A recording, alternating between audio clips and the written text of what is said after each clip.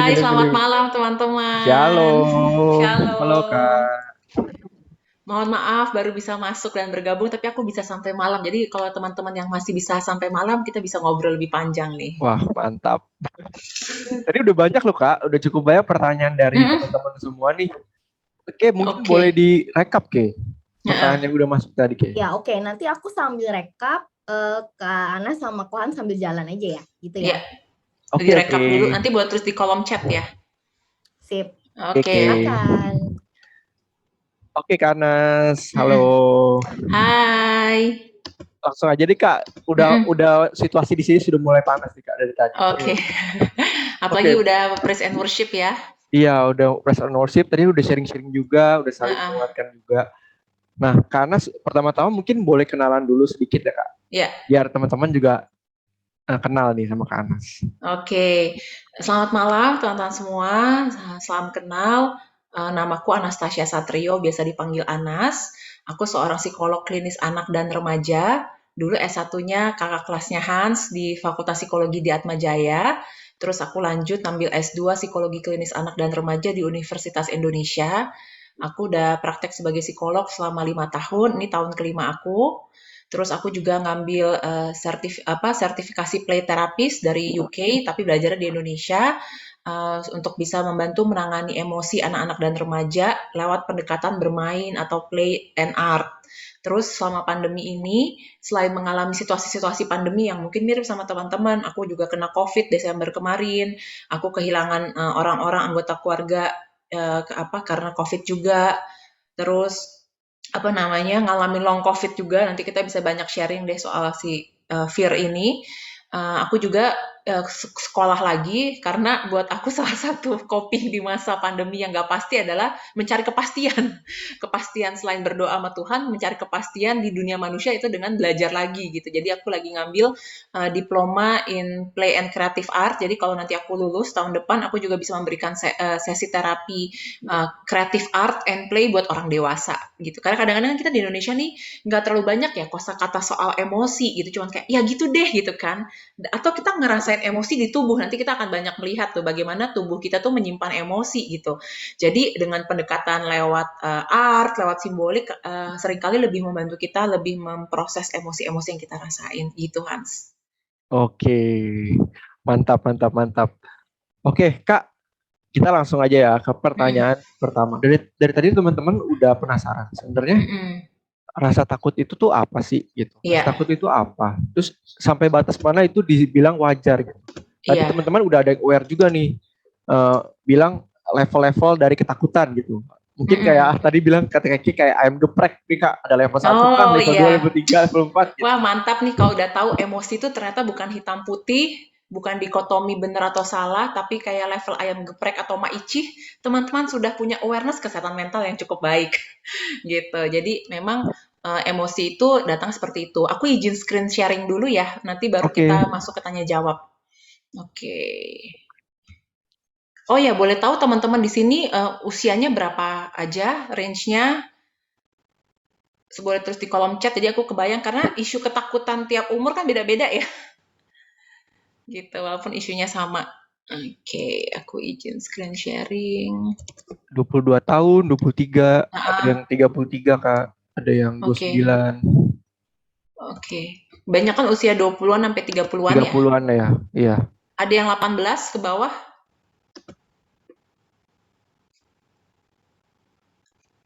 Ada. nggak ada Kak, nggak ada. Oke. Bentar, aku Ini mau ada yang 17. Siapa nih 17? Wah, bohong nih Monik ya.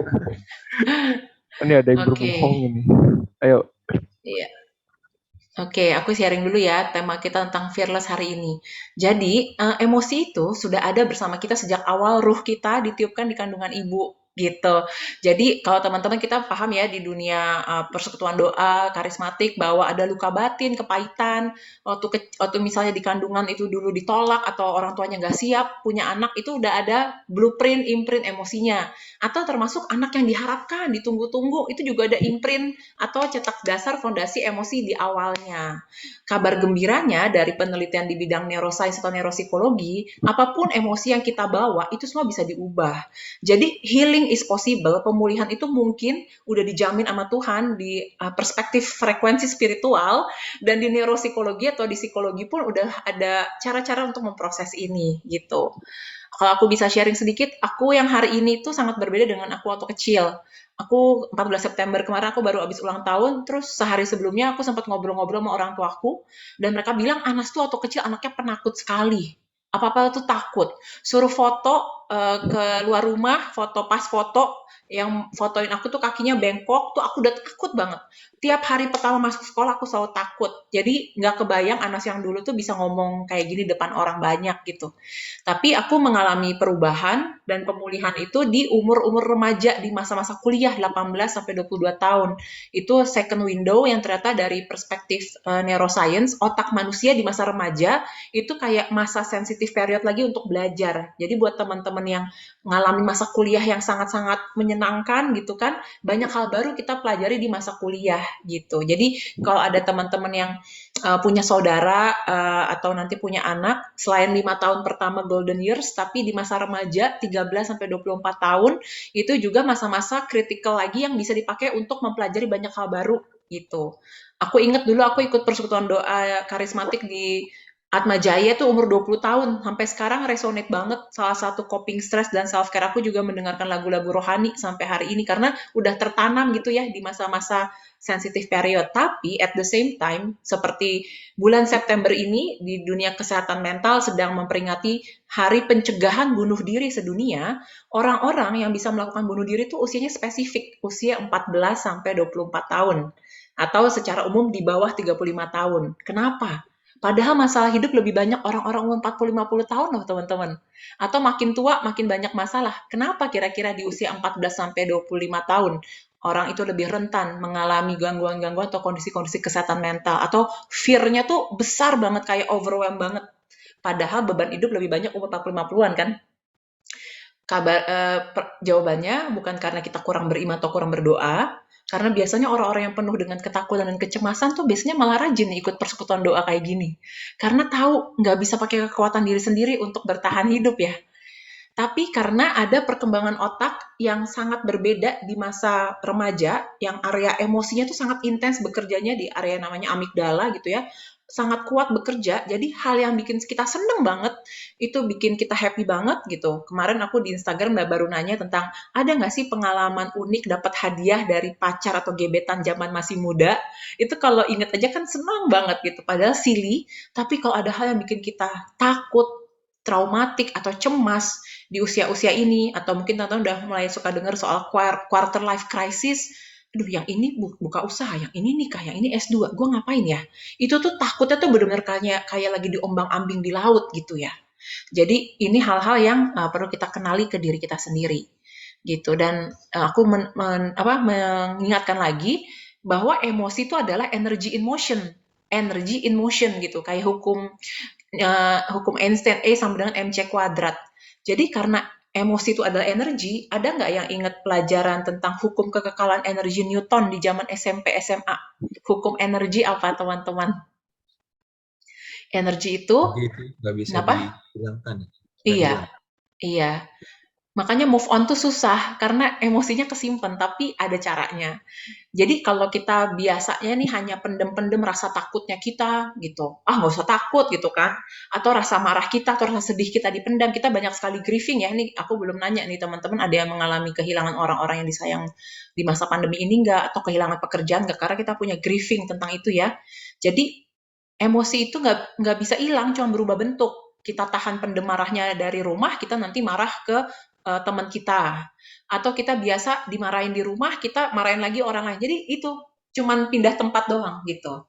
Dan emosi itu ternyata stuck dalam pikiran, otak kita, dan tubuh. Kalau kita nggak tahu cara memproses emosi. Kan ada nih lagu yang bilang, waktu menyembuhkan segalanya ya. Oh ternyata tidak. Waktu nggak akan nyembuhin emosi kalau kita nggak tahu caranya. Sesederhana, teman-teman ada nggak sih yang suka sakit perut? Atau mahnya kumat kalau suruh presentasi atau lagi stres. Aku udah nemu, ya. Gimana Hans pengalamannya?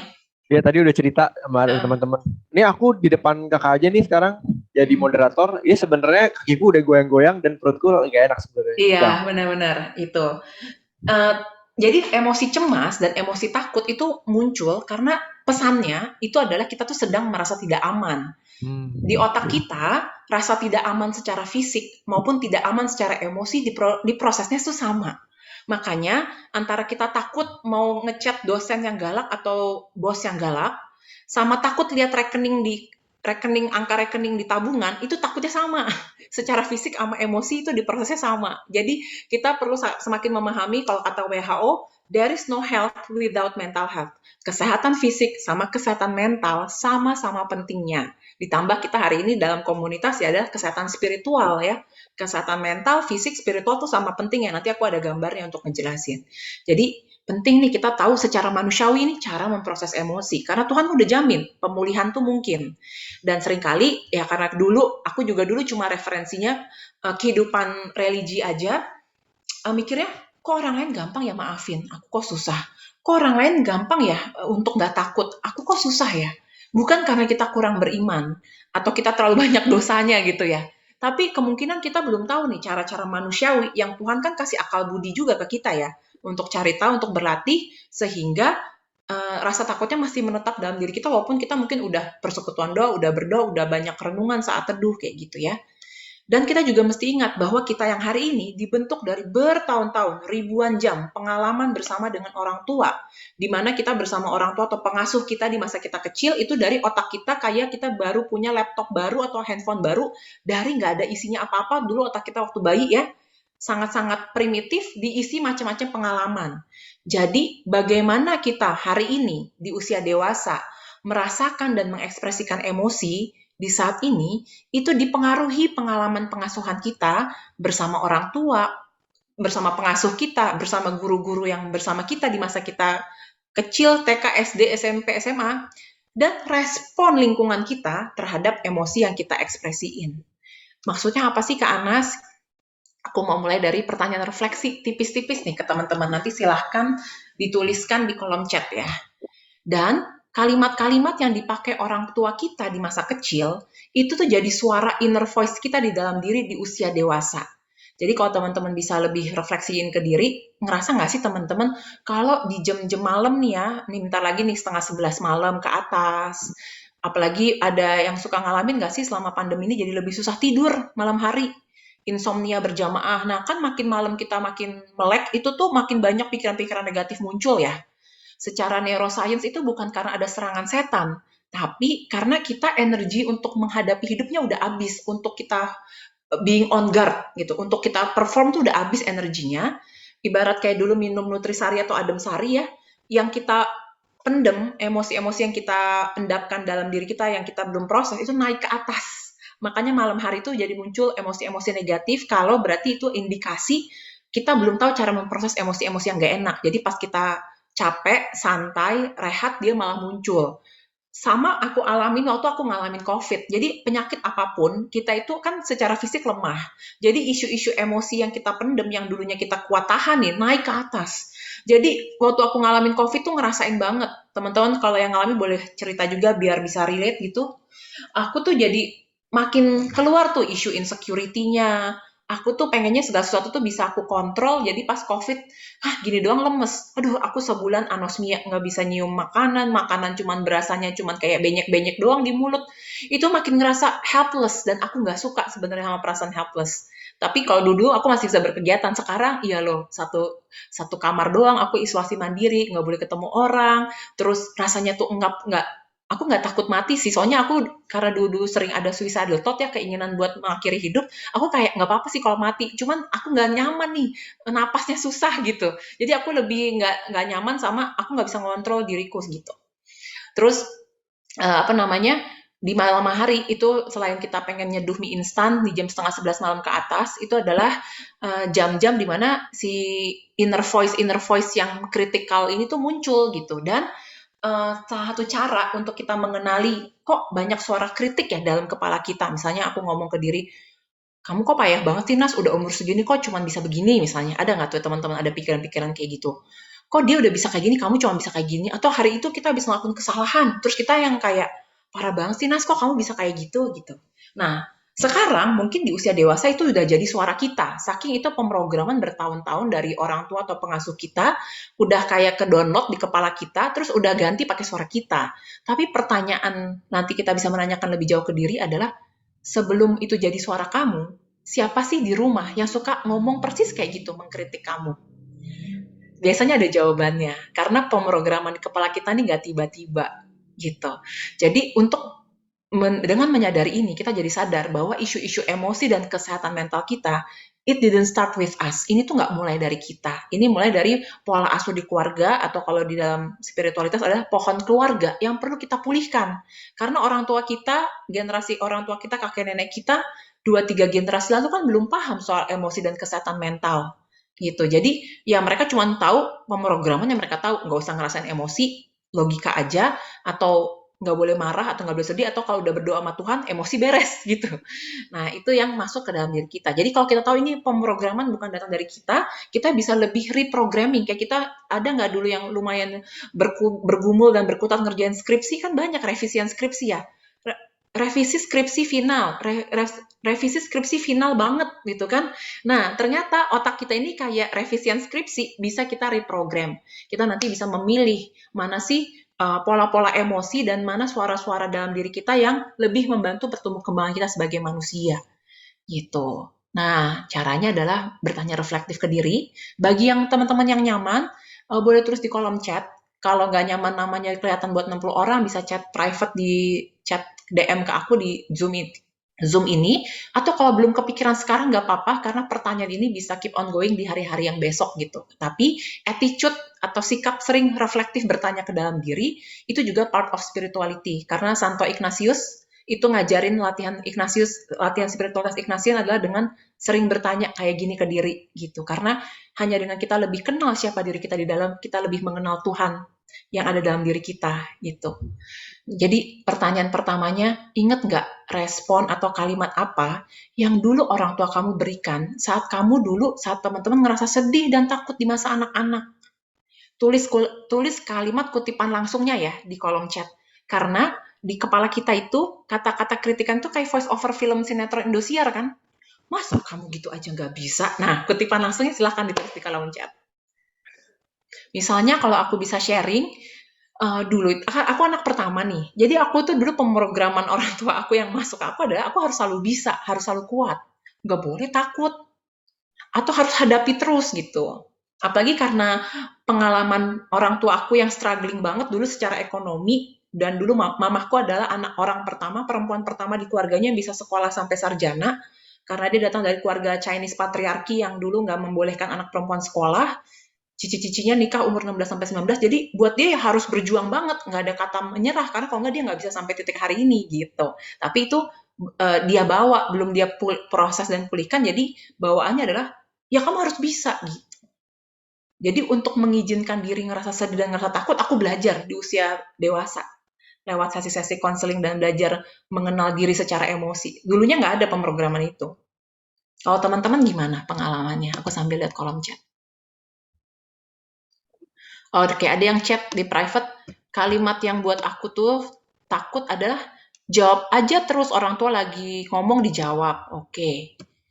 Apalagi kalimat yang jadi kamu ngerasa sedih atau takut, dia cerita, mah aku tempat pensilnya hilang, atau aku dibully sama temanku dikatain ini, atau aku takut maju ke depan, atau aku takut buat ngomong ke kasir. Kan anak-anak tuh suka takutnya hal-hal silly ya, simple gitu. Tapi gimana respon orang tua pas kita ngerasa sedih, dan gimana respon orang tua waktu kita takut, ini penting banget gitu. Oke, ada yang cerita di DM, kamu anak paling besar jadi harus jadi contoh gitu. Aduh, gitu aja baper. Kalau mau temenan ya kayak gitu. Oke. Kan? Udah aku bilang kan gitu. Masa ini aja nggak bisa? Anak orang bisa juara, kok kamu nggak bisa gitu ya. Sepupu kamu bisa gini, anak PRT bisa kayak gitu ya. Kamunya aja nih yang salah gitu ya. Percuma sekolah tinggi-tinggi gitu ya. Oke, boleh silahkan terus teman-teman tulis, dan mungkin buat beberapa orang nggak gampang buat nanya gini ke diri, tapi ini bisa dijadiin life skill, attitude, untuk sering bertanya ke diri.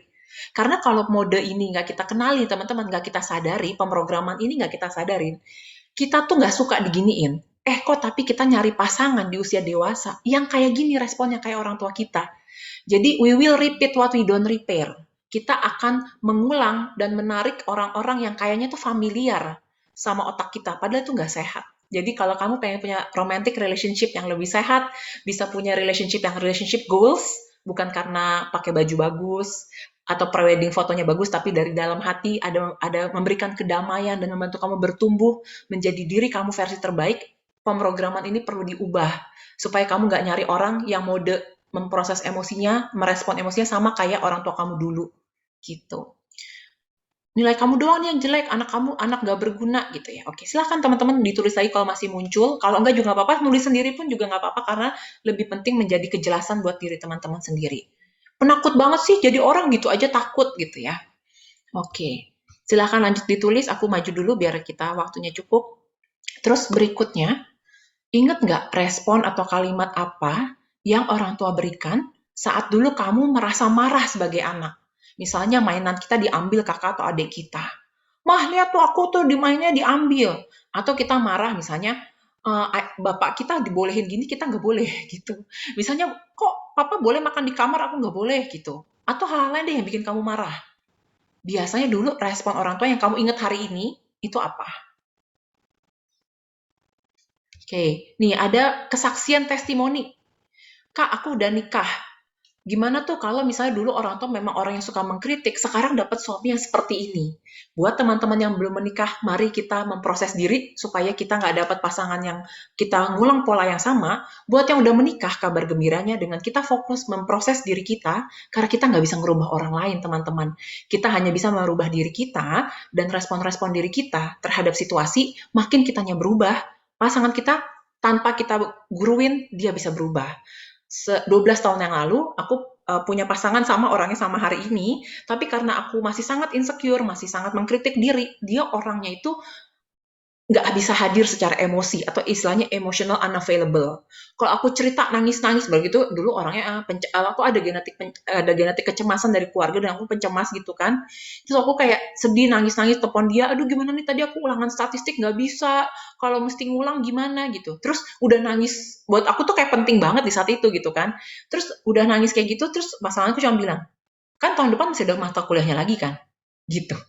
Jadi kayak, waduh, kok gini ya rasanya gitu. Jadi itu istilahnya kita merasa secara emosi nggak divalidasi.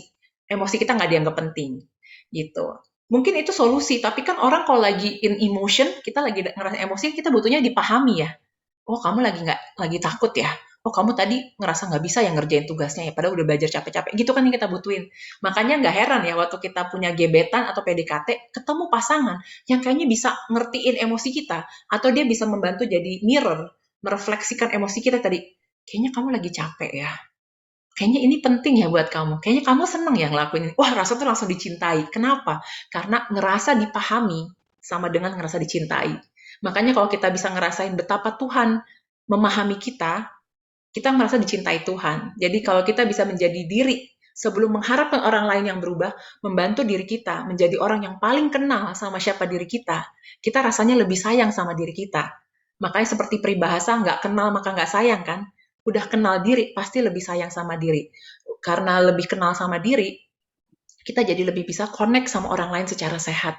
Karena dalam perspektif psikologi, our relationship with ourselves set the tone for all relationship in this world. Bagaimana relasi kita dengan diri yang di dalam menentukan bagaimana relasi dengan orang-orang di luar diri kita. Dan bagusnya dunia spiritualitas dan religi itu ngebantu kita punya mindset. Oh, hidup itu perlu punya rasa damai sejahtera di dalam. Oh, hidup itu perlu sukacita. Oh, hidup itu perlu kemampuan mengampuni dan memaafkan. Tujuannya kalau kayak kita naik mobil Formula One, tujuannya tuh tahu finishnya. Tapi karena kita masih hidup di dunia manusia, belum cuma dunia roh doang ya, kan ini gabungan ya, mind, body, and soul ya, tubuh, jiwa, dan roh, masih hidup di dunia manusia, nggak pernah aku nemuin orang berdoa aja bisa kenyang. Dia butuh proses makan, manusiawi ya, masukin makanannya ke mulut, kerongkongan, sampai ke lambung, bahkan mesti nunggu 15 menit baru, ini kenyang gue. Pernah nggak ketemu temen atau teman-teman udah pernah ngalamin berdoa doang kenyang? Aku belum pernah ketemu nih. Nah, sama seperti isu psikologis. Hanya berdoa supaya kita bisa mengampuni dan memaafkan, atau berdoa supaya kita nggak takut dan supaya nggak cemas, belum tentu membantu kita secara tubuh, secara manusiawi nih bisa memproses emosi cemasnya. Berarti mesti tahu cara-cara manusiawi, ini hanya tambahan aja untuk teman-teman bisa memproses emosi yang dirasain di tubuh gitu. Oke, aku bacain di kolom chat. Apa sih dikit-dikit marah? Ada juga yang kalau lagi marah dibilang diem kamu gitu. Kok papa sama ponakan kayaknya lebih sayang ya sama anak sendiri kayak bapak tiri. Jangan bandingin dia papanya udah cerai bersyukur masih punya papa. Terus cemberut nggak mau ngomong deh, terus ke bawah kalau marah cuma ngedumel aja terus dipendem aja, nggak bisa ungkapin kata-kata karena takut nyakitin. Oke, ada juga yang kalau marah dimarahin balik gitu ya. Jadi, wah bener-bener deh, dunia emosi tuh kita, kalau radio aja ada frekuensinya ya. Kita seringkali pengalaman hidup bertumbuh sebagai anak di Indonesia ini belum pernah ada orang yang frekuensi emosinya memahami kita. Makanya seumur hidup tuh longing. Siapa sih yang bisa percaya aku? Siapa sih yang bisa bener-bener nerima aku apa adanya? Siapa sih yang bener-bener mengerti aku gitu. Jadi karena ini pengalaman waktu kecil kita nggak pernah ditemani secara emosi. Jadi kalau aku lagi kerja sebagai psikolog anak itu tugas aku membantu orang tua bisa memahami emosi anak karena itu fondasi kesehatan mental. Sekarang kalau teman-teman di sini usia dewasa, jadi latihannya adalah reparenting. Gimana kita di usia dewasa menjadi orang tua yang memenuhi kebutuhan emosi kita. Karena kita yang paling tahu kita kurangnya apa, nanti kita lihat. Nah, yang berikutnya, sebaliknya nih, hidup itu kan bukan cuma emosi takut, senang, sedih ya. Tapi ingat nggak respon atau kalimat apa yang dulu orang tua berikan waktu kamu ngerasa senang waktu anak-anak? Misalnya kayak, ye aku bisa pasang ini puzzle-nya, atau aku bisa bikin mainan ini bekerja, atau mah aku dapat 10 hari ini, atau aku bisa nemenin adik ngapain gitu.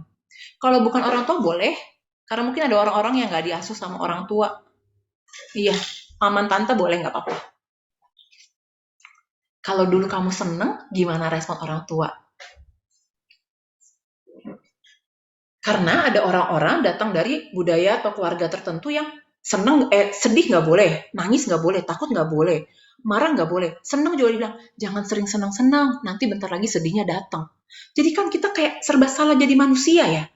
Ini emosi tuh energy in motion, kayak energi kentut. Kentut bisa nggak ditahan? Ya cuma bentar, habis itu dia bakal keluar. Sama, emosi mau kamu tahan-tahanin, nggak enak jadi manusia. Makanya kok rasanya kalau jadi manusia itu kayak pakai baju sesek ya. Soalnya sedih nggak boleh, marah nggak diizinin, kita bilang kita tuh takut nggak divalidasi, nggak dianggap kita real yang kita rasain, malah kita di gaslight gitu ya. Kalau sekarang orang-orang mulai familiar dengan istilah gaslighting, jangan-jangan sebelum kita di gaslighting pasangan, orang tua kita, oknum pertama dan utama yang sering gaslighting kita. Alah gitu aja, masa kamu nangis gitu. Itu aja takut gitu. Oke, ada yang bilang, wah Dede hebat, terus dipeluk. Gimana tuh rasanya buat orang-orang yang punya privilege mengalami emosi senengnya divalidasi? Rasanya gimana tuh buat yang cerita? Atau udah cerita seneng, iya bagus anak baik, udah ya jangan ganggu mama ya. Jadi kita mau all out seneng, apalagi anak kecil ya, kalau teman-teman punya keponakan atau punya anak, kan anak kecil tuh seneng itu satu badan ya. Yeay, gitu, bayangin ya, kayak kentang banget ya. Aku bisa ini. Terus mamanya bilang, udah ya, jangan ganggu mama. Rasanya apa tuh sebagai anak kalau kamu bisa nanya lagi ke diri kamu lebih lanjut? Iya, hebat, anak mama. Rasanya apa tuh teman-teman abis digituin? Oke.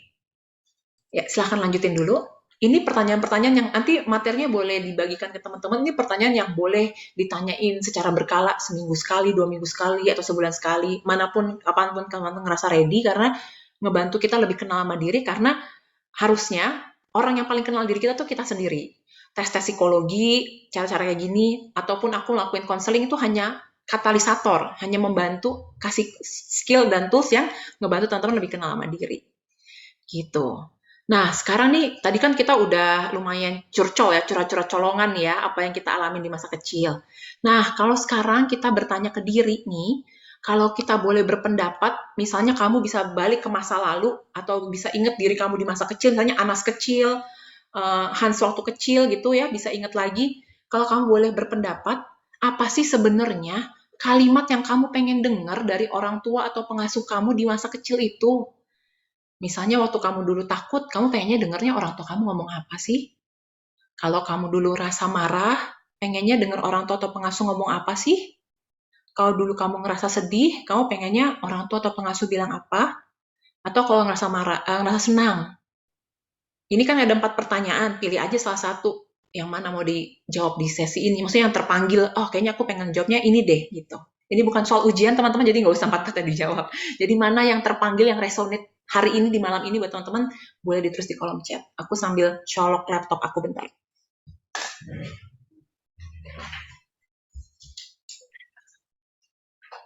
Ya teman-teman boleh ya langsung tulis di kolom chat. Oke. Aku ini manusia. Oke. Oh ya, tadi ada yang bilang pengennya tuh dikasih kalimat-kalimat afirmasi, kayak dipuji, kamu hebat ya udah ngelakuin gini, atau kalau gagal disemangatin, misalnya nggak apa-apa gitu ya. Terus pengen dibilang cantik. Oke, ada yang bilang nggak apa-apa kalau salah dan kalah. Oke. Aku juga datang dari pengasuhan orang tua yang kalau dapat nilai 80 kenapa nggak 100 gitu. Jadi untuk mengapresiasi diri aku belajar banget. Terus yang kedua, karena tadi ya harus bisa. Jadi tuh, kepala ini sih kata-kata harus. Jadi aku pun pas udah dewasa pun suka ngomongnya, aku tuh kan harusnya gini, harusnya gini. Jadi pas aku lagi sesi konseling sama psikolog aku, dia nanya, yang nyuruh harus tuh siapa? Ya juga ya, gitu. Jadi itu pemrograman yang udah otomatis di kepala, tapi dengan kita kenali dan kita rubah, kita bisa reprogramming. Jadi, kata-kata yang aku pengen denger ya, kata-kata yang Anas kecil pengen denger itu adalah sebenarnya banyak kata, nggak apa-apa. Nggak apa-apa Anas kalau belum bisa. Nggak apa-apa Anas kalau nggak tahu, nggak harus selalu tahu banyak hal. Makanya karena nggak tahu kan kita cari tahu gitu. Nggak apa-apa kalau gitu. Kenapa kalimat ini penting? Nanti kalau di belakang kita mau belajar tips self-care emosi tipis-tipis untuk kesehatan mental kita, atau yang sekarang orang suka bilang healing our inner child secara cara manusiawinya nih ya, bukan dengan doa-doa Roh Kudus, itu kita belajar ngomong kalimat-kalimat yang sebenarnya kita pengen dengar waktu kecil. Itulah yang definisinya namanya reparenting emosi kita, menjadi orang tua yang memenuhi emosi kita. Oke. Sip. Kenapa ya aku banyak dipojokin ya, ada yang cerita. Pengennya tuh dengernya, nggak apa-apa nak, kalau buat salah kita coba perbaikin ya. Percaya deh teman-teman, kalau teman-teman nanti sering ngomong kayak gini, self-talk, inner child healing ke diri sendiri, makin sering, tunggu deh sebulanan gitu ya, 2 minggu sampai sebulanan, makin sering dilatih dengan tulus, nanti orang-orang terdekat kita, pasangan kita bisa lebih kayak gini ngomongnya. Aku tuh bertahun-tahun, berbulan-bulan tuh coba ngomong ini ke diri kayak, nggak apa-apa Anas kalau gini, nggak apa-apa Anas kayak gini. Setelah beberapa bulan, aku denger pasanganku, padahal aku nggak pernah nyuruh dia, nggak pernah dia ikut webinar kayak gini. Dan dia bisa ngomong, nggak apa-apa Nas kalau capek, nggak usah dikerjain. Aku sampai bengong dengernya. Karena pertama, itu kalimat yang nggak pernah aku denger seumur hidup waktu aku kecil. Yang kedua, oh my God, tiada hasil healing mengkhianati usaha guys. Makin kita sering memproses inner child healing kita, lingkungan kita akan berubah tanpa kita minta, tanpa kita suruh-suruh, karena manusia ini semua kita adalah makhluk spiritual dan makhluk vibrasi energi. Energi kita tuh kerasa gitu. Jadi makin kita lebih sayang, lebih connect sama diri, nanti kita makin ketemu orang-orang yang juga lebih sayang dan menghargai kita. Gitu. Makanya kalau sekarang teman-teman lagi merasa, kok lingkungan sekitar aku yang orang suka bilang toxic ya, kok lingkungan sekitar aku kok nuntut-nuntut aku mulu, itu sebenarnya cuma cerminan. Pertanyaannya ke dalam diri, seberapa dari skala 1 sampai 10, seberapa kamu udah sayang sama diri kamu di hari ini? Dari skala 1 sampai 10, seberapa kamu ngerasa diri kamu tuh berharga dan layak buat dicintai? Karena kalau skalanya masih di bawah 5, masih 3 atau 4, proses itunya dulu aja. Karena makin kamu meningkatkan keberhargaan dan rasa sayang kamu ke diri, nanti lingkungan sekitar tuh ngikutin gimana energi kamu ke diri kamu sendiri. Gitu. Nah, di masa anak-anak, kita itu butuh ngerasa aman secara emosi. Jadi orang tua kita tanpa pemahaman tentang emosi dan kesehatan mental, hidup mereka juga mungkin berjuang secara ekonomi, yang mereka pikir yang penting anaknya punya rumah, disekolahin, punya baju sekolah gitu ya. Rumahnya ada kuncinya, tapi rasa aman secara fisik harus diimbangi dengan rasa aman secara emosi gitu. Makanya percuma ya kalau zaman sekarang kita punya pasangan, tapi pasangannya nggak memberikan kita rasa aman secara emosi. Pasangannya bisa ngilang tiba-tiba, ghosting gitu ya. Pasangannya bisa gaslighting, atau yang lagi ngetrend banget tuh pasangannya selingkuh, itu kan nggak bikin rasa aman secara emosi ya. gitu. Jadi kita tahu nggak cukup status doang nih, kita butuh rasa aman secara emosi, dan sebelum kita meminta orang lain berubah, kita mengubah atau memunculkan ini lebih sering rasa aman secara emosi dalam diri kita. Tapi waktu kita kecil dulu, kita itu butuh rasa aman. Anak kecil tuh nggak bisa self-sufficient loh, nggak bisa ngasih sendiri ke diri kita. Bukan Alfamart waktu kecil, memenuhi kebutuhan kita sendiri nggak bisa. Jadi kita butuh kehadiran orang tua yang membuat kita ngerasa diperhatiin. Makanya buat anak-anak atau kita yang dulu waktu kecil, orang tua kita nggak hadir secara fisik, misalnya kerja di luar kota, atau sering nggak ada di rumah, itu kita susah ngerasa dicintai. Karena orangnya fisiknya nggak ada. Kenapa? Karena waktu kita anak-anak atau anak-anak tuh mikirnya tuh konkret operasional. Jadi apa yang saya lihat, saya pegang, saya rasain itu beneran gitu. Jadi cinta itu sama dengan kehadiran gitu. Jadi buat teman-teman yang mau merencanakan pernikahan, kalau pengen siap menikah itu nggak sama siap punya anak atau siap jadi orang tua. Kalau mau jadi orang tua, kita perlu merancang hidup keluarga kita supaya kita bersama-sama hadir buat anak ini. Karena anak-anak itu nggak didesain buat survive long distance marriage. Mereka nggak bisa merasakan orang tuanya sayang, cuma dapat kiriman mainan doang, tapi orang tuanya nggak ada di depan mereka, gitu. Jadi orang tua itu memberikan rasa anak untuk merasa diperhatikan, terus anak itu dapat rasa didengarkan, dapat rasa aman secara emosi dengan didengarkan. Jadi kalau kita balik nih, nggak heran kita sekarang waktu dewasa kurang rasa aman secara emosi, karena pertama, apakah orang tua kita hadir secara fisik, utuh dan penuh di depan kita, atau hadir tapi ngurusin kerjaannya mulu. Terus nggak heran kita susah ngerasa aman secara emosi, karena kita nggak punya pengalaman atau minim banget ngerasa didengerin. Mungkin orang tua kita masih datang dari mindset orang tua itu adalah orang yang paling benar, ya kan? Mama, papa, fathers know best, mothers know best. Tapi kan kita cuma butuh, oh kamu nggak suka ya main sama si ini ya? Oh kamu tuh sebenarnya seneng ya main ini, gitu loh. Jadi merasa didengarkan ini kenapa aku highlight atau bold kata merasanya, itu subjektifnya kita. Kita kalau ditanya, kamu ngerasa didengerin nggak sih? Itu kita harus ngerasain sendiri. Termasuk kita udah dewasa nih, udah di usia sekarang, punya teman-teman kan beragam ya. Kok ada temen yang aku tuh ngerasanya nggak didengerin? Padahal kalau kita tanya ke dia bilang, aku tuh dengerin kamu loh. Tapi kalau kitanya nggak ngerasa, percayalah sama rasa subjektif yang dalam diri kamu. Karena itu adalah GPS kamu. Seumur hidup kita belajar ya, so many years of education, no one teach us how to love ourselves and how to listen to our own inner self ya. Bertahun-tahun sistem pendidikan kita di rumah dan keluarga belum pernah ada yang ngajarin kita gimana mencintai diri kita secara sehat, gimana mengenali emosi kita, dan gimana lebih penting ngedengerin yang ada di dalam. Kan katanya Tuhan ada dalam diri. Jadi mestinya kita berlatih skill kenal diri kita yang di dalam dong, bukan dengar apa kata orang. Karena kalau kita percaya Tuhan tuh udah mempunyai desain blueprint buat tiap orang waktu dia meniupkan ruhnya ke kita mesti sering-sering tanya sama Tuhan, sama sering-sering menggali ke dalam diri, what on earth I am living for? Saya tuh tujuan diciptain ke dunia ini tuh buat apa sih? Gitu. Ikigai itu sangat sejalan dengan spiritualitas. Karena penting menemukan untuk apa saya ada di dunia ini, apa yang saya suka, apa yang saya minati, isu di dunia apa yang pengen saya selesain, dan saya bisa hidup dari apa yang saya suka dan apa yang saya kerjakan ini, gitu. Jadi kalau kita hidup masih pakai persepsi zaman dulu, pokoknya orang yang sukses itu yang jadi dokter, insinyur, ekonom. Mohon maaf, itu tidak sesuai dengan ajaran spiritualitas Kristiani. Karena Tuhan ngajarin tujuan hidup kita udah ada dalam diri tiap orang, tujuan kita mengenali dan menemukan lagi untuk apa kamu diciptakan hadir di saat ini, gitu. Dan kita juga butuh orang tua yang bisa kasih kita unconditional love. Selalu ada untuk kita apapun yang terjadi. Ya namun, ini balik lagi nih, kalau kita mau runut sampai dosa Adam dan Hawa, kalau orang tua kita nggak pernah memproses isu inner child-nya, mereka nggak bisa ngasih ini ke kita. Isu emosi dan kesehatan mental tuh simple. We cannot give what we don't have within ourselves. Kita nggak bisa memberikan rasa cinta tanpa syarat sebelum kita berlatih itu ke diri kita. Kita belum bisa memberikan rasa aman secara emosi ke orang lain sebelum kita ngelatih itu ke diri sendiri. Jadi, latihlah diri kamu dan nanti kita bisa berikan itu secara otomatis naluriah ke orang lain.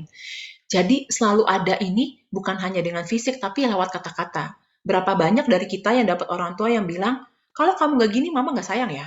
Kamu kalau nilainya jelek lagi, mama taruh panti asuhan ya? Ada nggak yang dapat kayak gitu? Jadi dari kecil kita berlatih atau punya mindset, oh saya itu harus perform, saya itu harus punya achievement baru saya bisa dicintai gitu. Makanya nggak heran jadinya insecure banget pas punya pasangan sekarang, karena di otak manusia nih teman-teman, ketika kita punya romantic relationship, baik pacaran maupun sudah menikah, itu folder emosi bersama orang tua ikut kebuka, namanya kotak Pandora. Jadi kalau kamu nggak kenali isu-isu ini, makanya duar. That's why relationship is very hard. Kenapa relasi itu susah? Lebih gampang ngurus kerjaan daripada relasi. Lebih gampang ngurus kerjaan daripada punya anak dan ngasuh anak. Karena folder otak kita waktu kita kecil, bagaimana kita ngalamin interaksi sama orang tua itu ikut kebuka juga. Kabar gembiranya itu sebenarnya jadi pintu masuk pemulihan dan penyembuhan kita. Dan kabar gembiranya apa yang terjadi itu bisa di reprogram gitu kalau kamu tahu caranya atau dibantu didampingi sama yang profesional. Kalau nggak ya, kalau nggak tahu kan kayak kok pasangan aku nggak pernah ngerti aku ya, kok aku nggak pernah ngerasa didengerin ya, atau kok dia sama ya kasarnya kayak bapak saya. Kan amit-amit kita ngulang cerita horor zaman kecil ke sekarang ya. Menurut aku kalau kita ngulang cerita horor zaman kita kecil ke sekarang lebih nyeremin dari film Susana gitu, karena udah dari dulu nggak enak kok sekarang ngalaminnya nggak enak lagi ya gitu. Tapi itu bisa diubah gitu. Dan di masa anak-anak kita itu butuh ngerasa aman secara emosi lewat keyakinan bahwa cinta orang tua ke kita adalah ketetapan. Dari skala 1 sampai 10, teman-teman bisa seberapa yakin orang tua akan tetap terima teman-teman apapun kondisi teman-teman. Unconditional, tidak bersyarat. Harusnya cinta orang tua yang sehat itu bukan jadi alat transaksi. Kalau kamu lakuin ini, mama papa baru sayang ya. Gak heran kalau kita kebiasaan, ini kan pemrograman, jadi bukan benar atau salah, kita cuma tahu ini yang familiar di hidup saya. Gak heran banyak orang di masa dewasa terjebak dalam toxic relationship, karena dia biasa diprogram cinta itu bersyarat. Kalau kamu gak kirim foto telanjang kamu, saya putusin ya. Kalau kamu gak mau hubungan seks sama saya gak mau sama kamu lagi ya. Kan sama kayak pola pemrograman waktu kecil. Jadi bukannya ganti pasangan, menurut aku ya solusinya, tapi memproses ini dalam diri kamu. Karena kalau pemrogramannya nggak diubah, mau ganti pasangan, kok ketemunya lagi orang yang kasar, kok ketemunya lagi orang yang bisa selingkuh sana-sini. Karena pemrograman ini perlu kita proses dan bisa disembuhin. Gitu. Jadi secara spiritual, kedekatan kita secara personal sama Tuhan, itu memberikan kita rasa aman secara emosi, rasa aman dicinta Tuhan, resting in God's love tuh kayak gini ya. Rasa itu teman-teman cecapi dan ingat-ingat supaya teman-teman bisa multiplikasi di dunia manusia.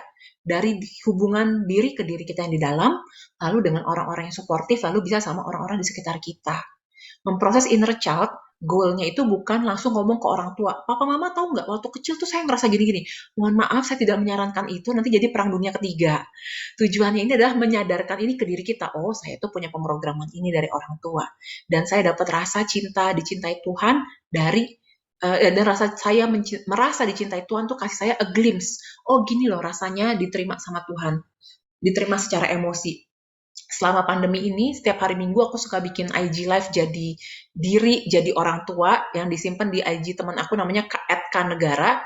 Salah satu yang kita omongin juga terkait spiritualitas. Kalau kita sebagai pengikut Kristus atau agama lain yang dia ngerasa dekat banget sama Tuhan, itu sebenarnya udah jaring pengaman asuransi, lumayan jaring pengaman bahwa ini tuh ada sosok yang sangat mencintai saya, apapun kondisi saya. Itu tuh jadi fondasi unconditional love kalau kita nggak dapat dari orang tua. Dan kalau kita proses itu ke diri kita, nanti kita jadi bisa begini ke pasangan. Salah satu kesaksian dari klien yang aku tanganin, itu adalah ketika anaknya umur 7 tahun, punya isu susah belajar, fokus, itu isu cukup umumnya di zaman sekarang, dan makin dia marahin, anaknya makin nggak bisa fokus belajar. Tentu saja ya, karena emosinya nggak enak, emosi sama kemampuan fokus tuh satu koin dua mata sisi. Makin kita secara emosi tertekan, makin susah fokus. Setelah aku membantu ibunya memproses emosinya, lalu ibunya mulai ngomong kayak gini. Misalnya anaknya namanya Kevin. Kalau Kevin ngerasa susah belajar, mama tetap sayang sama kamu. Kalau Kevin bisa ngerjain PR, mama tetap sayang. Kalau Kevin lagi nggak bisa dengerin guru dan lagi males atau lagi nggak mau atau lagi susah ngerjain PR pun, mama tetap sayang. Dan tiap malam mama temenin ya buat ngerjain lagi atau buat belajar lagi yang Kevin nggak ngerti. Mama tetap ada buat Kevin. Dan dari tiap malam mamahnya ngomong ini ke dia, anaknya jadi lebih bisa fokus. Pesannya apa? Berarti kita bisa lakuin ini ke diri. Walaupun hari ini kamu ngelakuin kesalahan, walaupun kamu hari ini lakuin hal yang belum perfect, aku mau belajar untuk mencintai kamu. Itu omongan self-talk ke diri. Dan lebih powerful lagi kalau kita sebut nama kita ya. Misalnya kalau aku, walaupun hari ini Anas ngerasa gini, Tapi aku mau belajar lebih sayang sama Anas. Nggak apa-apa Anas kalau lagi ngerasa sedih. Nggak apa-apa kalau Anas lagi ngerasa takut. Aku mau belajar nemenin kamu pas kamu lagi takut. Karena dulu kita belum punya pengalaman gimana orang tua nemenin pas kita takut. Cuma disuruh kuat tapi nggak pernah tahu rasanya ditemenin pas takut. Dan kenapa pakai kata aku mau belajar ke diri kita? Karena mungkin kita belum tahu caranya gimana. Tapi dengan intensi aku mau pelan-pelan hari demi hari, 2 minggu, sebulan, kita akan lebih tahu gimana caranya lebih sayang sama diri dan hadir buat diri kita pada saat kita merasakan ketakutan, kecemasan, kesedihan, atau apapun yang kita rasa. Dan kalau kamu belum kebayang gimana rasanya ngelakuin sendiri, inilah kenapa di awal-awal misalnya buat teman-teman yang tergerak dan terpanggil diperlukan sesi-sesi konseling dengan psikolog atau konselor yang mempelajari ini supaya dapat rasanya, dapat kata-katanya, karena kita makhluk auditori juga selain makhluk visual, kita butuh denger ada orang yang ngomong gini. Makanya kan kalau di spiritualitas kenapa firman perlu diperkatakan, karena kita butuh denger supaya kesimpan di syaraf-syaraf otak kita baru tahu oh rasanya gini. Nah, apa Kak namanya? Anas, Ya, ini mungkin kita langsung ke ini aja ya Kak ya, ke pertanyaan nih. Udah boleh. beberapa ada yang nanya. Mm-mm. Hmm, ini ada yang pertanyaan menarik nih. Mm-mm. Kak, mungkin gak sih ketakutan itu dihilangkan Ya, gitu? Dihilangkan sepenuhnya gitu. oke. Menarik sekali pertanyaannya. Nah, ini bagian tentang bagaimana emosi tersimpan di tubuh gitu ya. Makanya aku makin mempelajari psikologi ya makin ngerti gitu. Oh, pantesan dibilang hati yang gembira adalah obat gitu ya. Karena the true happiness itu ngebantu sel-sel DNA kita. Dan udah ditemukan 80% penyakit fisik termasuk kanker, sekarang juga banyak autoimun, itu dimulai dari emosi-emosi intens yang kita alami dan belum terproses gitu. Nah, kalau ketakutan tadi apa bisa hilang nggak ya gitu? Iya Kak, betul. Bisa dihilangkan gak sih sepenuhnya? Oke, bentar mana ya? Ada di bawah kayaknya. Jadi ketakutan itu tuh bisa hilang kalau dikenali dulu, ya kan? Kayak hantu, kalau kita atau rasa takut makin kita tolak-tolak dia makin ngikutin kita ya kayak bayangan. Jadi kalau kita kenalin diri sesederhana menuliskan emosi yang takut yang kita rasain dan seringkali sejak usia remaja sampai dewasa kita mengalami namanya mixed emotion. Emosi campuran. Aku takut tapi pengen juga. Aku takut tapi aku ada pengharapan gitu loh. Jadi wajar loh teman-teman untuk satu situasi yang sama atau satu orang yang sama kita punya beragam emosi. Makanya perlu mengenali dan menamai emosi, karena makin kita bisa mengenali dan menamai emosinya, kayak main Tetris, emosi jadi hilang. Jadi kalau kamu pengen ketakutannya hilang, pertama kamu perlu berlatih skill, ini bukan takdir, aku bilang berlatih skill-skill untuk bisa menamai emosi kamu. Lalu yang kedua, mengenali intensitas emosi kamu. Dari skala 1 sampai 10, seberapa takut yang sedang kamu rasakan sekarang. Atau kalau nanti teman-teman punya waktu lagi, teman-teman bisa bikin termometer emosi dari 1 sampai 10 nih, terus bisa tulis, ketakutan aku yang skalanya tuh tinggi banget tuh apa aja sih? Yang skalanya sekiranya tuh 8, 9, 10. Ini tuh bukan soal benar atau salah, tapi cuma dapat range-nya aja. Ini kira-kira takut yang intens tinggi. Ketakutan yang intens sedang apa? Gitu, skala 4, 5, 6. Ada takut tapi skalanya kecil. Misalnya kemarin malam aku takut karena token listrik aku habis. Jadi masuk ke rumah tiba-tiba pulang kerja gelap gulita gitu. Lalu kenali lagi takut itu kan emosinya. Lalu ada pikiran yang muncul. Pikirannya apa? Itu ditulis tadi kayak kutipan voice over Indosiar tuh. Aduh kalau aku gini gimana? Aduh kalau duit aku nggak cukup buat bulan depan gimana ya? Ditulis gitu. Karena dengan itu kita lebih mengenali. Terus teman-teman tuh perlu mengenali pesan dari emosi takut apa? Karena every emotion is only messenger.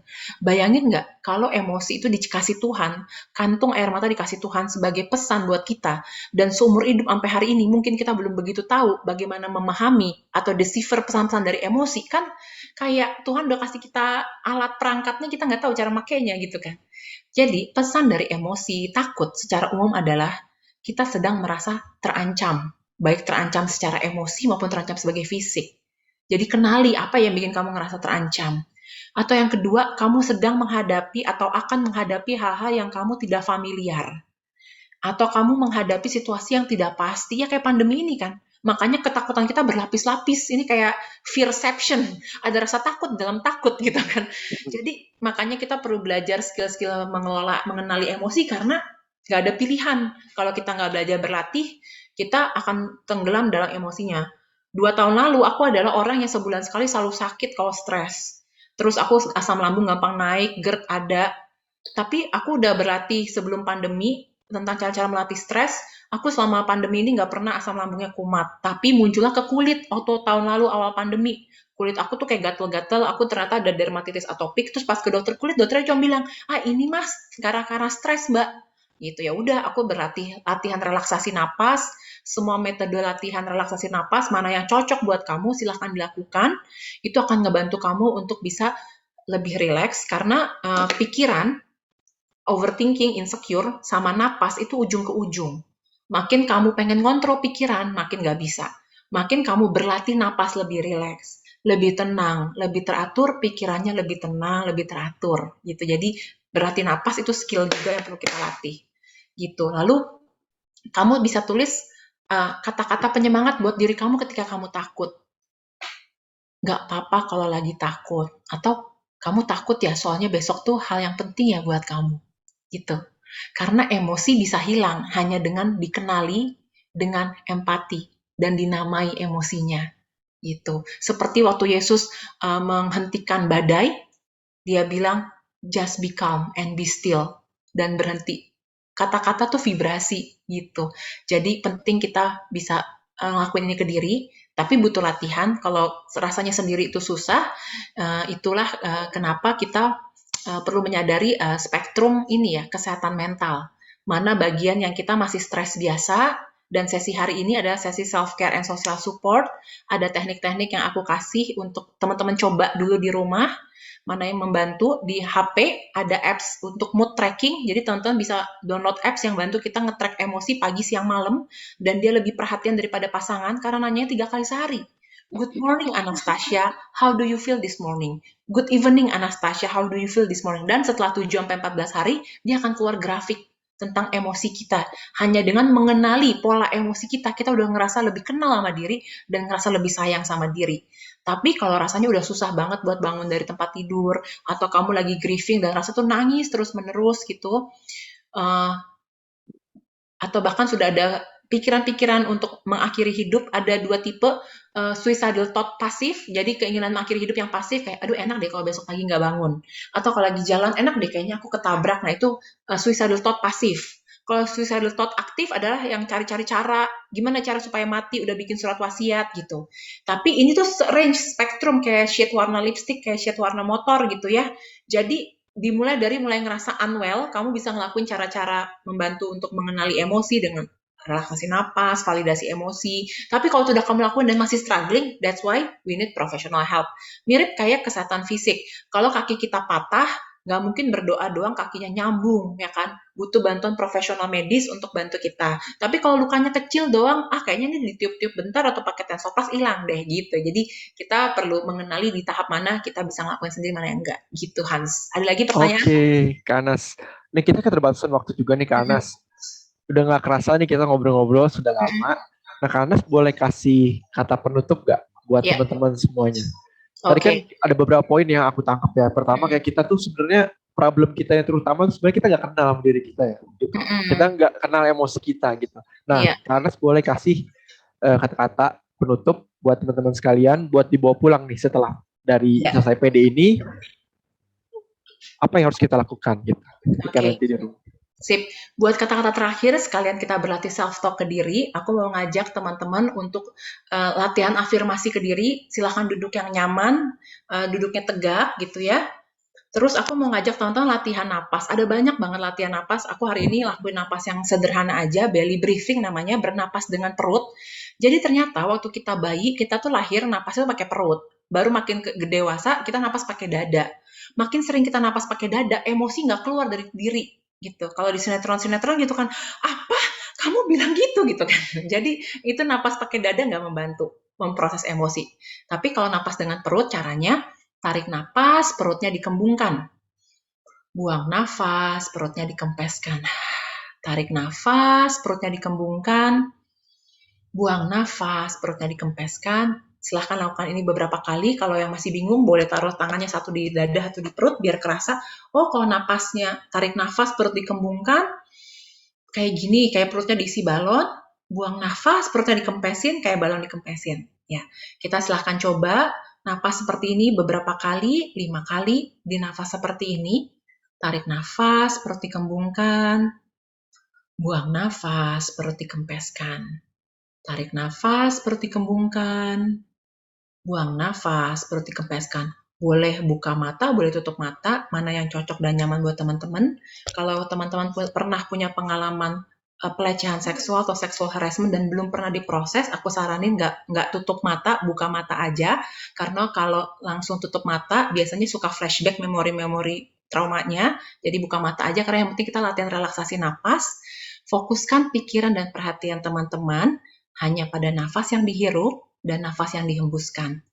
Tarik nafas, perut dikembungkan. Buang nafas, perut dikempeskan. Ajak tubuhnya, ajak pikirannya untuk rileks, untuk santai, untuk fokus di saat ini dan kini. Jika ada pikiran-pikiran yang muncul, nggak apa-apa, dibiarkan aja pikirannya mengalir seperti aliran sungai. Dan jika ada beban-beban hidup yang teman-teman sedang alami saat ini, taruh dulu depan pintu kamar teman-teman. Teman-teman fokus saja sama nafas yang dihirup dan nafas yang dihembuskan. Sambil terus bernafas, teman-teman bisa semakin menyadari nafasnya semakin lambat, semakin rileks, dan semakin teratur. Sadari nafas teman-teman pada saat menghirup nafas, terasa lebih dingin di cuping hidung, dan pada saat menghembuskan nafas, terasa lebih hangat. Silahkan terus bernafas teratur seperti ini, dan izinkan aku untuk memberikan kalimat afirmasi sekaligus penutup untuk sesi persekutuan doa hari ini. Tarik nafas yang dalam, perut dikembungkan. Buang nafas, perut dikempeskan. Tarik nafas, perut dikembungkan. Buang nafas, perut dikempeskan. Silahkan teman-teman bilang ke dalam diri sendiri dan boleh sebut nama diri teman-teman dalam hati. Kalimatnya adalah, gak apa-apa kalau kamu saat ini sedang merasa takut. Silahkan ucapkan kata-kata ini ke dalam diri dengan sebut nama teman-teman. Misalnya aku, gak apa-apa Anas, gak apa-apa Nas kalau kamu saat ini lagi ngerasa takut. Izinkan diri kamu untuk merasa takut. Dan diri kita butuh ada orang yang bilang, gak apa-apa untuk merasa takut. Tarik nafas yang dalam, perut dikembungkan. Buang nafas, perut dikempeskan. Tarik nafas yang dalam, perut dikembungkan. Buang nafas, perut dikempeskan. Ulangi lagi kalimat ini. Gak apa-apa diriku, sebut nama kita. Kalau kamu hari ini sedang merasa takut. Hari ini aku izinkan diri kita untuk merasa takut. Tarik nafas yang dalam, perut dikembungkan.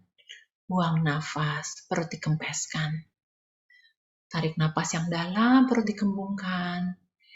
Buang nafas, perut dikempeskan. Silahkan ucapkan dalam hati, mulai hari ini dan seterusnya, aku mau belajar menemani diriku, menemani kamu pada saat kamu merasakan emosi-emosi yang gak enak, termasuk emosi takut. Mulai hari ini dan seterusnya, aku mau belajar gimana rasanya nemenin kamu pas kamu lagi takut, saat kamu lagi sedih, saat kamu lagi kebingungan, dan pada saat kamu pun lagi ngerasa senang. Tarik nafas yang dalam, perut dikembungkan. Buang nafas, perut dikempeskan. Mulai dari hari ini dan seterusnya, aku mau belajar menjadi teman terbaik untuk diriku sendiri. Mungkin hari ini aku belum tahu, tapi dimulai dari aku mau dan aku mau belajar perlahan-lahan, apalagi dengan bantuan hadirat Tuhan dan Roh Kudus, aku yakin aku lebih bisa lebih mengenali diriku dan menjadi teman terbaikku. Tarik nafas yang dalam, perut dikembungkan. Buang nafas, perut dikempeskan. Silahkan ucapkan dalam hati, aku mau belajar mencintai diriku yang hari ini. Mulai hari ini dan seterusnya, aku mau belajar untuk mencintai diriku yang hari ini. Karena kita nggak bisa merubah yang lalu, Kita belum tahu yang akan datang terjadi apa, yang kita punya hanya saat ini, present moment dan hari ini. Dan ternyata diri kita yang hari ini sudah cukup. Tarik napas yang dalam, perut dikembungkan. Buang nafas, perut dikempeskan. Silahkan ucapkan afirmasi ini dalam hati. Aku mau belajar merasa cukup dengan diriku yang hari ini. Di tengah dunia yang menuntut kita untuk jadi manusia yang sempurna, ternyata paradoksnya, makin kita bisa berlatih mindset merasa cukup, good enough dengan diri yang hari ini, kita makin punya energi untuk bisa menjadi diri yang semakin baik dari hari ke hari. Tarik napas yang dalam, perut dikembungkan. Buang nafas, perut dikempeskan. Silahkan berikan afirmasi terakhir buat diri kita. Aku mau belajar menemani diriku yang hari ini dan hari-hari seterusnya, sebagaimana Tuhan Yesus menemani perjalanan dua murid ke Emmaus. Seperti itu juga, aku mau belajar menemani dan mencintai diriku, karena aku manusia berharga di mata Tuhan dan buat diriku sendiri. Tarik napas yang dalam, dan buang nafas, dan teman-teman boleh membuka mata. Terima kasih banyak.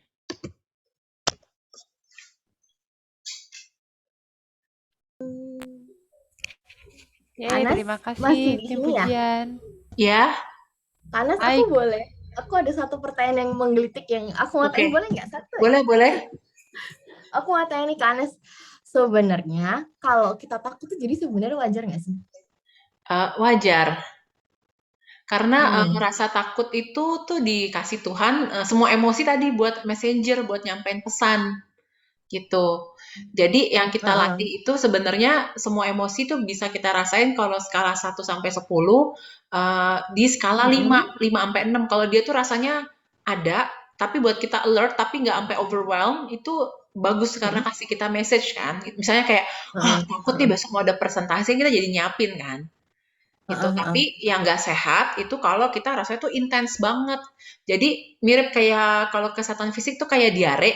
Jadi kita mesti ngecek ke diri kita frekuensi, intensitas, dan durasi takutnya. Kayak boleh nggak takut? Boleh. Tapi kalau takutnya frekuensinya seminggu tuh 7 hari. Intensitasnya tuh tinggi banget tadi 9-10. Terus durasinya lama. Kalau tiap kali takut tuh kayak 2 jam gitu misalnya. Nah itu yang nggak sehat. Tapi kalau takut misalnya 10 menit hilang atau jelas nih ada apanya, oh mau ditangkap polisi nih pakai ganjil genap, kita nggak sama gitu. Kita kan takut jelas nih ada objeknya, terus kalau nanti udah hilang kita udah nggak takut lagi. Jadi kayak bola basket, abis dia jatuh ke bawah membal lagi ke atas, balik ke biasa aja. Yang kita cari tuh regulasi emosi, namanya itu. Jadi itu yang kita latih dalam hidup gitu. Berarti kalau udah di atas tingkat itu harus ke profesional atau enggak, Anas? Yang pertama sih tadi lakuin latihan napas, olahraga juga bantu banget karena binatang nggak ada yang punya trauma. Tahu nggak kenapa? Karena binatang itu selalu dia shake it off their body kalau abis ketemu mangsa atau predator. Makanya kayak lagu Taylor Swift, Shake It Off. Jadi kalau kita lagi terasa nggak enak, jalan kaki aja udah ngebantu. Terus kamu tergantung sukanya Zumba, calisthenics, atau functional training. Mau pakai lagu dangdut koplo juga nggak apa-apa. Yang penting kita joget, terus kita kayak atau gerakin badan, stretching, itu ngebantu kita rilis emosi gitu. Atau pakai yoga ball, kita membalin gitu. Jadi mind body connection ini kuat banget. Jadi banyak kegiatan olahraga yang ngebantu kita untuk bisa lebih rileks gitu. Jadi itu bisa dilakuin. Kalau itu udah kamu lakuin, terus selama 2 minggu berturut-turut nggak ada perbaikan kondisi atau lebih buruk, kita bisa cari bantuan profesional. Jadi kan kita cari bantuan bukan karena kita lemah, tapi kita udah coba, kita nggak mampu sendiri ya. Kayak kita di rumah kok demam nggak turun-turun ya, udah minum paracetamol gini, ya udah kita pergi ke UGD kan gitu. Oke. Terus kalau misalkan fobia tuh takut juga ya kalau fobia? Iya, takut tapi berlebihan. Kayak aku semalam, aku tuh kayak, makanya aku tuh rada takut suruh sharing-sharing rohani ya, karena sebelum sharing kan ngalamin kejadiannya ya, gitu. Karena sharing di level manusia yang cuma psikologis doang, hidup aku tenang-tenang aja. Semalam bisa-bisanya rumah aku kemasukan kucing 2 gendut-gendut, padahal nggak pernah 8 bulan ini aku tinggal nggak pernah ada kucing masuk, terus dia sampai pup di lantai rumah aku yang ada tumpukan baju. Dan itu kayak kondisinya aku pulang pas banget tadi token listriknya mati, jadi gelap gulita, pulang sendirian, tiba-tiba gerubak-gerubak di dalam rumah tuh ada kucing, dan aku tuh fobia banget sama kucing. Karena aku waktu kecil pernah lihat mamaku dicakar kucing, dan aku tuh kayak, dulu itu aku parah banget, kalau kucingnya di 5 meter aku udah hus, tapi 5 meter kan mana pergi kucingnya. Kalau sekarang jarak dekat bisa, tapi jangan minta aku pegang. Dan di rumah aku sekarang pelihara kucing, di rumah orang tua aku. Oh, kayak yang jangan minta aku buat beramah tamah dengan si kucing ya, kayak gitu. Jadi apa namanya, fobia itu real. Ada teman aku yang fobia balon, ada yang takut ondel-ondel. Sebenarnya lebih kayak gini, apapun isu emosinya, mau emosi takut, sedih atau cemas, seberapa itu mengganggu fungsi hidup kamu sehari-hari. Kalau kita fobia ketinggian, tapi kerjaan kita harus naik pesawat terbang terus, kan tuh ganggu hidup ya. Jadi Iya, fobianya benar-benar. perlu dikelola. Tapi kayak aku kerjanya nggak sama binatang. Jadi aku takut kucing nggak apa-apa. Cuman dulu aku PR aja pas kuliah di Depok, isinya kucing semua. Jadi kan kayak cemas gitu. Jadi kalau itu nggak mengganggu, ya kita mitigasi aja, kita hindari aja. Tapi kalau itu mengganggu, baru kita cari bantuan kalau buat fobia ya gitu. Oke. Atau buat orang yang fobia jarum suntik, tapi kan harus vaksin gitu. Jadi Gimana tuh? Harus bantu minta dirinya bantuan untuk ya berarti? memprosesi fobianya itu dengan cara-cara sendiri, atau kalau terapi ada namanya brain spotting teknik. Jadi kita kayak dikasih antena, kayak antena radio zaman dulu, terus kita sambil didengerin musik binaural beats, terus kita diminta untuk mengingat hal yang menakutkan. Oh ya, aku ingat aku belum pernah memproses fobia kucing ini. Terus jadi kita suruh ingat hal yang menakutkan dari skala 1 sampai 10, diingat aja, nggak usah diceritain. Jadi brain spotting ini juga aku rekomendasikan selain yang punya pengalaman trauma dengan pengasuhan orang tua, buat orang-orang yang punya trauma pelecehan seksual kan suka capek nyeritain lagi. Jadi kamu cuma ingat aja, nggak usah ceritain. Terus sambil ditemenin sama terapis yang paham soal proses emosi, sambil kamu ditemenin ngerasa aman secara emosi, kamu memproses ulang pengalaman itu, tapi nanti emosinya hilang, memori tetap ada gitu. Oh, tapi nanti jadi nggak takut lagi gitu ya? Iya, jadi biasa aja. Kunci kesehatan mental tuh ngerasa biasa aja. Atau kuncinya adalah seberapa, kalau di istilahnya resilience, being resilience itu ketangguhan mental tuh bukan orang nggak apa-apa dimarah-marahin, dibentak-bentak, tapi ketangguhan mental tuh kayak tadi bola basket, kita ngalamin situasi yang nggak enak, balik lagi ke biasa aja. Berapa lama? Dulu aku sebagai orang yang cemas, satu hal bikin cemas itu seharian emosinya buruk. Terus aku konseling, melatih self care yang aku sharingin tadi, latihan olahraga, napas. Satu hal yang mengganggu keseharian, 6 jam balik lagi ke biasa aja. Lama-lama setelah berapa bulan, 3 jam balik ke biasa aja. Lama-lama kalau isunya nggak terlalu genting, aku 15 menit, 1 jam udah bisa balik ke biasa aja. Gitu. Jadi yang kita kejar, kemampuan kita bouncing back-nya itu tadi. Kan hidup pasti ada masalah. Tapi gimana kita balik ke biasa aja tuh yang kita latih. Makanya otak kita tuh kayak otot. Kalau dulu aja perlu latihan sampai bisa sit up, push up 100-200 kali. Jadi otak kita bisa latih untuk bisa lebih mengelola emosi kita gitu. Oh, oke. Satu lagi. Kalau misalkan ada orang yang mimpi buruk terus tuh mimpinya tuh sama gitu. Misalkan tadi ada yang tanya sih sebenarnya, dia tuh mimpinya tuh di kayak tempat-tempat kotor terus gitu, tapi itu kayak berulang terus gitu. Nah itu sebenarnya ada masalah psikologis atau gimana kan? Atau bisa diceritakan atau bisa dijelaskan secara psikologi gitu? Iya, pada isu-isu yang kayak gini, kerjaan aku kayak desainer atau kayak detektif, jadi aku butuh ngobrol 1 jam sama orangnya untuk bisa memahami itu tadi historinya gimana, apakah datang dari keluarga yang sangat menekankan kebersihan, atau ada pengalaman-pengalaman terkait itu. Jadi butuh tailor made, baru aku bisa kasih jawaban. Nggak semua hal bisa langsung dijawab, karena kan manusia unik ya pengalamannya gitu. Jadi kalau mimpi itu berulang dan udah ngeganggu, mungkin bisa konseling ke profesional. Dan aku rekomen kalau teman-teman pengen coba konseling dengan harga yang bersahabat gitu, bisa pakai aplikasi Get Calm namanya. Ini punya teman aku.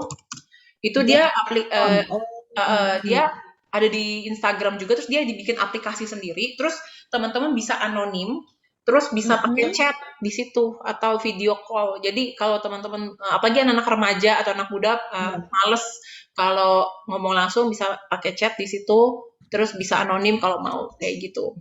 Oke, berarti bisa ke sini ya. Ini online ya Kak Anas ya? Online.